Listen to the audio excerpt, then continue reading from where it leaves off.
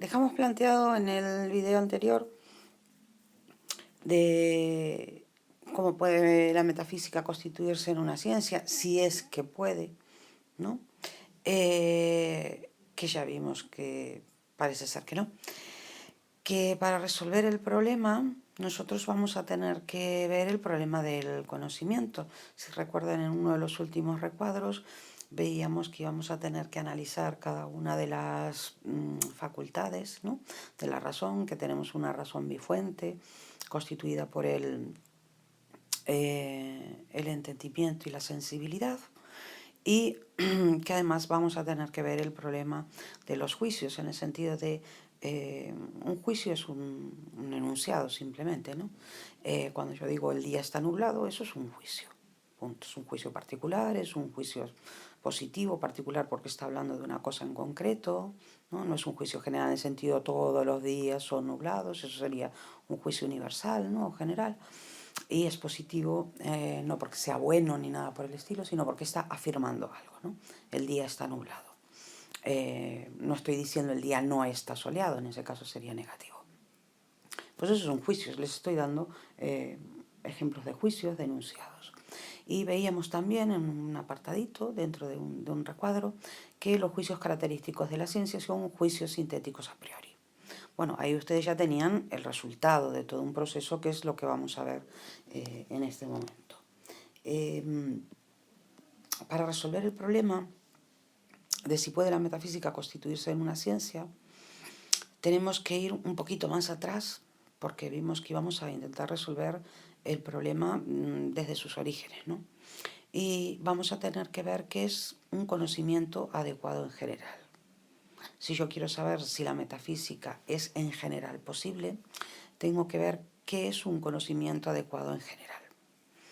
Bien, para tener claro esto, tengo que tener claro que el conocimiento se expresa en juicios, constituidos fundamentalmente por sujeto y predicado. Y Kant, fijándose en todo lo estudiado hasta ese momento respecto a juicios y clasificación de juicios, dice que hay 4 grandes tipos de juicios que, digamos, se dividen, ¿no?, en 2 grandes categorías, por su forma y por su contenido.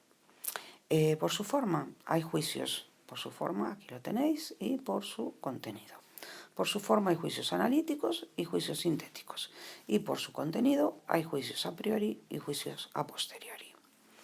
Los juicios analíticos se caracterizan porque el predicado, por ejemplo, ¿qué les dije yo? El día está nublado, ¿no? El predicado sería nublado. En un juicio analítico, el predicado nublado estaría incluido en el sujeto. Por lo tanto, dicho predicado no añadiría nada nuevo al sujeto. No es el caso en absoluto en el juicio que yo acabo de enunciar. Este juicio, el día está nublado, sería sintético porque el predicado no está incluido, sino que añade información. Para que lo entiendan mejor, decir día no significa necesariamente decir nublado. En cambio, decir círculo significa decir necesariamente redondo. Entonces, si yo digo el círculo es redondo, no añado ninguna información, porque redondo, predicado, está incluido en el sujeto círculo. Sería un juicio analítico. Un juicio sintético, entonces, es aquel donde el predicado añade una nueva información respecto al sujeto, porque esa información no está contenida en el sujeto. La otra categoría, ¿no?, de juicios, la otra clasificación, sería por contenido. Y tenemos los juicios a priori y los juicios a posteriori. Los juicios a priori son juicios universales y juicios necesarios. Un juicio universal y necesario, por ejemplo, así ya lo van vislumbrando, ¿no? ¿todos los círculos son redondos? Desde luego, eso es universal. Todos los círculos, no solo un círculo, todos los círculos son redondos, eso es universal y es necesario. No hay ningún círculo que sea cuadrado o no hay ningún círculo que no sea redondo, ¿no? Entonces ustedes pueden empezar a decir, pero entonces puede ser que todos los analíticos sean a priori. Pues estarían diciendo algo que se decía en la época, y que es Kant quien lo va a reformar esto. Con los sintéticos yo creo que ya se van imaginando que van a encajar con las características de los a posteriori. Los juicios a posteriori son juicios particulares, o sea que se refieren a una cosa, ¿no? a un suceso, y contingentes, o sea, puede suceder o no suceder. Por ejemplo, el día, hoy, ¿no? Este día está nublado. Contingente, ya se acuerdan lo que quiere decir, que puede suceder o no suceder. Claro, puede estar nublado o no. Puede estar ventoso, puede estar nevando, puede estar soleado. Entonces, claro, una piensa, vale, pues entonces todos los sintéticos son particulares y contingentes. Les repito, hasta ese momento se consideraba así. Se decía que los analíticos eran a priori y los sintéticos eran a posteriori. La gran revolución kantiana en teoría de conocimiento fue afirmar que los juicios científicos son juicios sintéticos a priori. Claro, esto es desconcertante.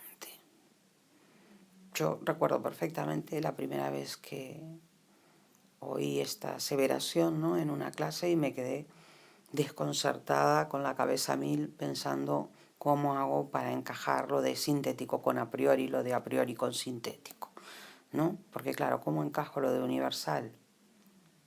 ¿No? Y necesario, que sería lo de a priori, aquí lo tenéis, con lo de sintético, que sería que el predicado sí que añade al sujeto. ¿Por qué? ¿Por qué los juicios científicos son así? Porque está claro que un juicio científico, sí que es por sintético, pero que un juicio sintético, perdonen por favor, me traiciona el subconsciente, que un juicio científico en tanto sintético te añade nueva información, pero un juicio científico en tanto objetivo, aplicable a todos los objetos, es universal y es necesario.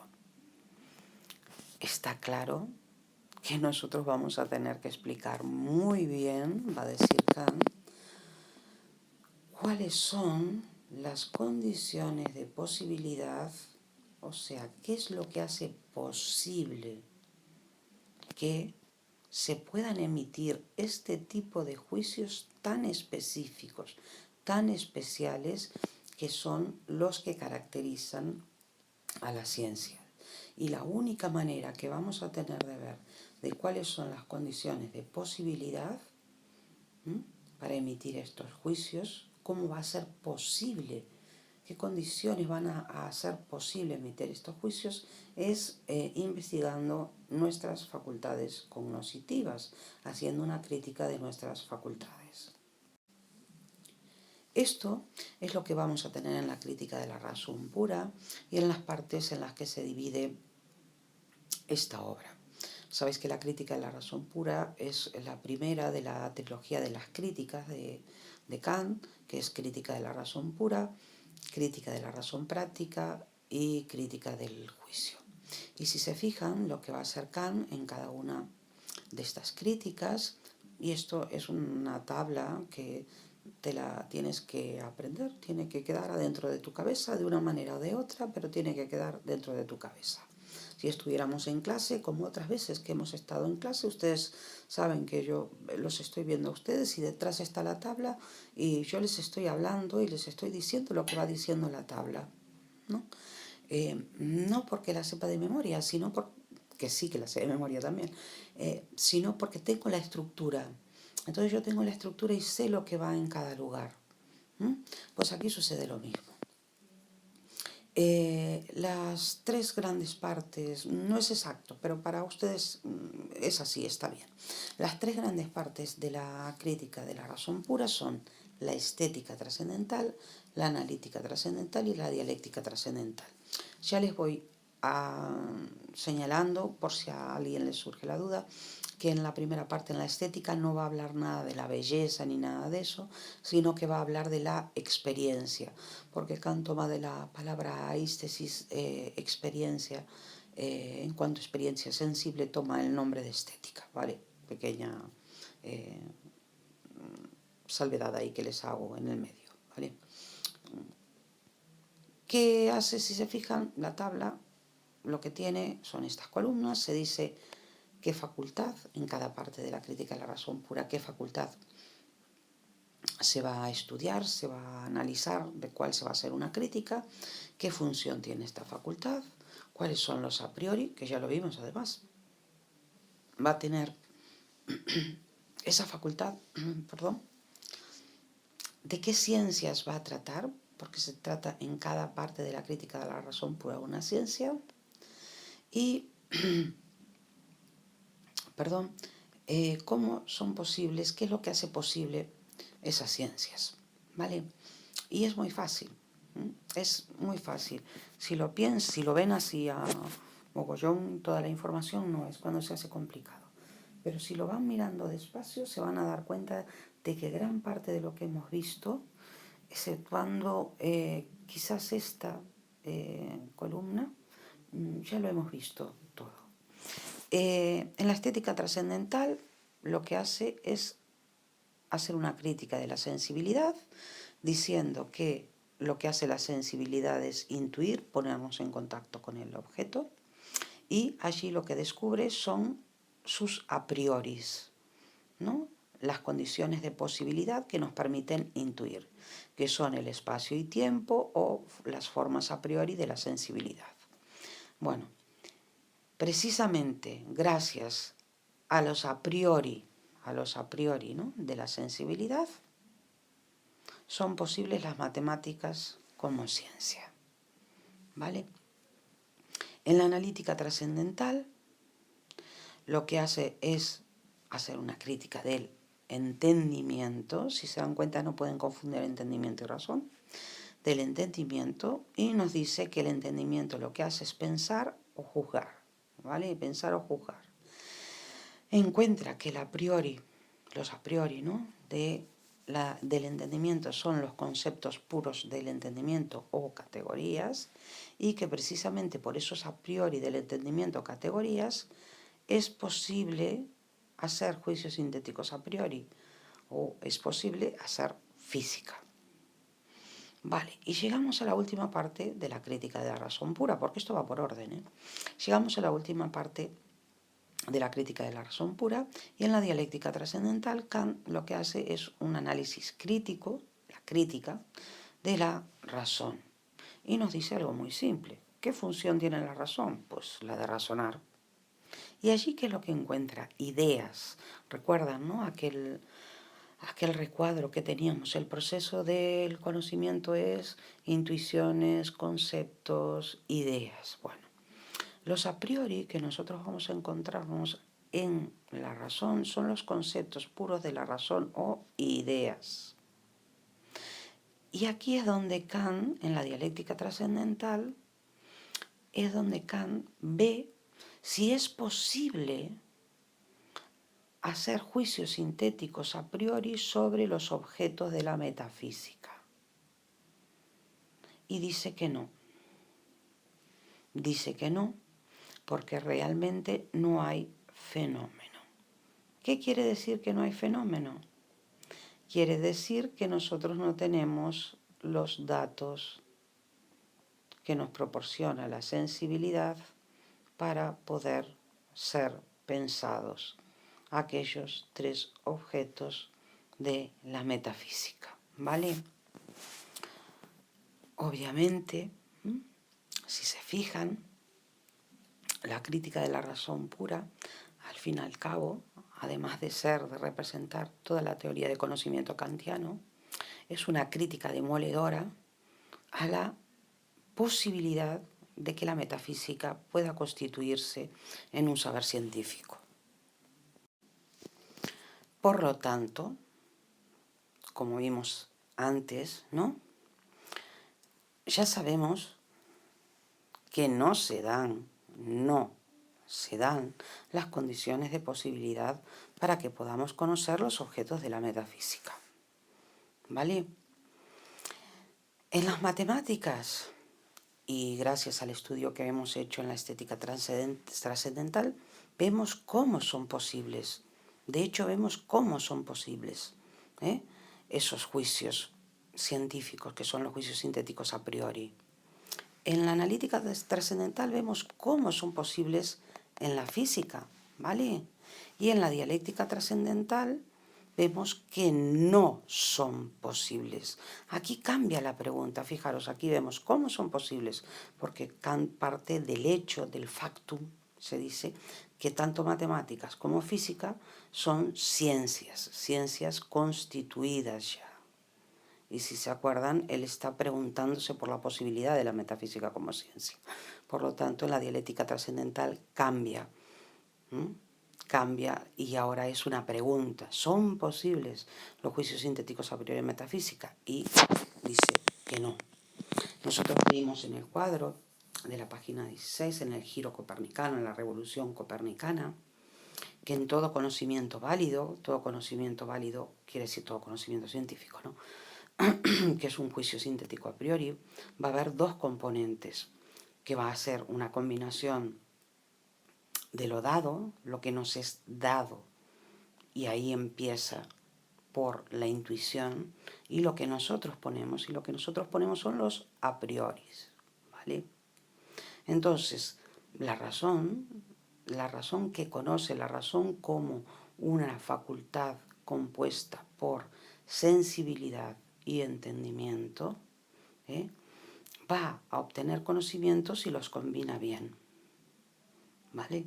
Si no los puede combinar, porque algo falla, porque algo falta, y en el caso de la metafísica faltan los objetos dados por la intuición, pues no va a producirse conocimiento, ¿vale? Entonces, fijaros, lo trascendental es que lo que nosotros ponemos, ¿no? Ahí no hay problema, yo puedo poner el concepto que nunca sería un a priori, pero puedo poner el concepto Dios, igual que puedo poner el concepto que sería un concepto empírico cortina.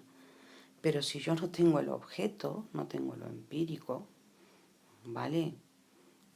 No puedo obtener conocimiento.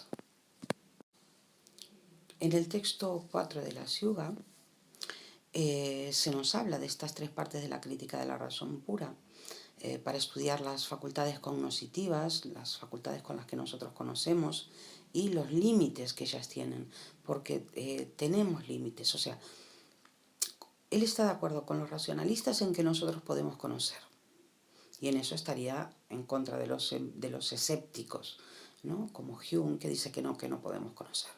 Pero nuestro conocimiento tiene límites, y ahí estaría en contra de los racionalistas.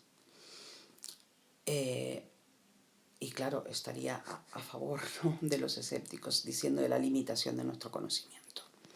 En este texto, como les decía, señala las tres partes de la crítica de la razón pura, donde se estudian nuestras facultades cognoscitivas y sus límites. Y se nos va a hablar en este texto de cómo la sensibilidad, que os acordáis que se estudia la estética trascendental, está definida por la receptividad, y lo que nos va a dar es intuición, ¿vale? La analítica trascendental lo que hace es estudiar el entendimiento, está definida por la espontaneidad a la hora de hacer surgir desde sí misma las categorías, ¿no? Y lo que produce es pensamiento, ¿vale? fundamental es combinar estas dos cosas, porque algo que tienen que meterse en la cabeza, porque es una frase fundamental de Kant, es que pensamientos sin contenidos, con pensamientos sin contenidos son vacíos e intuiciones sin conceptos son ciegas. Y que la intuición y que el pensamiento no pueden intercambiar funciones. El pensamiento no puede intuir y la intuición no puede pensar. ¿Vale? Piénsenlo, por ejemplo, con respecto al oído y al ojo.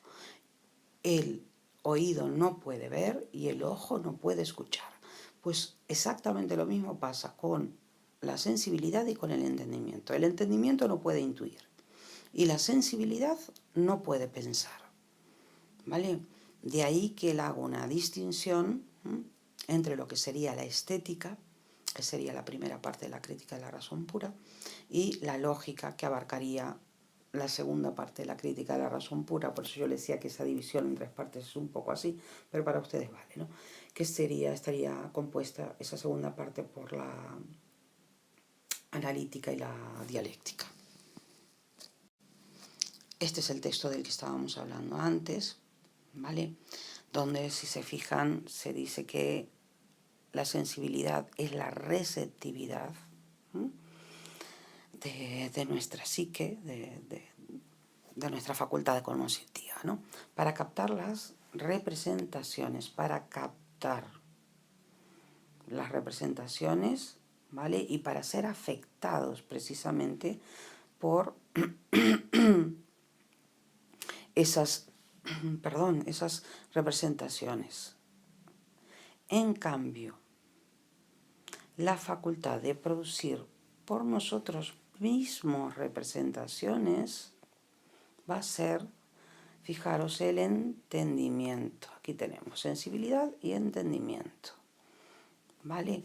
Y hay que saber diferenciarlos, porque sen sensibilidad, aquí lo tendes, sen sensibilidad de ningún objeto no sería dado, e sen entendimiento ningún podría ser pensado. Sen sensibilidad de ningún objeto no sería dado, e sen entendimiento ningún podría ser pensado. Pensamientos en contidos son baldeiros, intuicións en conceptos son cegas. Por eso, lo veis ahí, es necesario hacer a los conceptos sensibles, ¿vale? Y hacer comprensibles las intuiciones. Porque el entendimiento no puede intuir nada y los sentidos no pueden pensar nada.